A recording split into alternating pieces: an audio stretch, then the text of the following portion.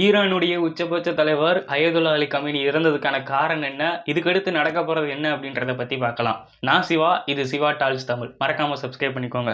ஈரானுடைய உச்சபட்ச தலைவர் 1989 இருந்தே இந்த நாட்டை வழிநடத்திட்டு வந்த அயதுல்லா அலி கமேனி அவர்கள் உயிரிழந்துட்டதா ஒரு தகவல் வெளியாயிருக்கு. அவருக்கு இப்ப வயது 86. இந்த சம்பவம் ஒரு சாதாரண மரணம் இல்லையாம். அமெரிக்கா மற்றும் இஸ்ரேல் இணைந்து நடத்திய வான்வெளி தாக்குதல் போது டெஹ்ரான் நகரில் உள்ள ஒரு பாதுகாப்பு வளாகம் குறிவைக்கப்பட்டிருக்கு. சர்வதேச செய்திகள் சொல்லப்படுது. அந்த தாக்குதல்ல தான் அவர் இருந்த கட்டிடம் சேதமடைஞ்சு அதுல தான் இந்த மரணம் நடந்திருக்கிறதா கூறப்படுது. இந்த சம்பவம் பத்தி நிறைய செய்திகள் வெளியாயிட்டு தான் இருக்கு. இந்த சம்பவத்துக்கு அப்புறமா ஈரான் அரசு 40 நாட்கள் தேசிய துக்கம் அறிவிச்சிருக்கிறாங்க. நாடு முழுவதும் பாதுகாப்பு பலப்படுத்தப்பட்டிருக்கு. அதே நேரத்தில் இந்த தாக்குதலுக்கு கடுமையான பதில் வரும் அப்படின்னு ஈரானுமே எச்சரிக்கை விடுத்திருக்கிறாங்க. உலக நாடுகள் எல்லாம் இப்போ இந்த நிலையை காத்து கவனமா பார்த்துட்டு இருக்கிறாங்க. இதுக்கு காரணம் என்ன அப்படின்னா, இந்த சம்பவம் மத்திய கிழக்கு பகுதிகளில் பெரிய போர் நிலைக்கு செல்லுமா அப்படின்ற ஒரு அச்சம் இருக்கு.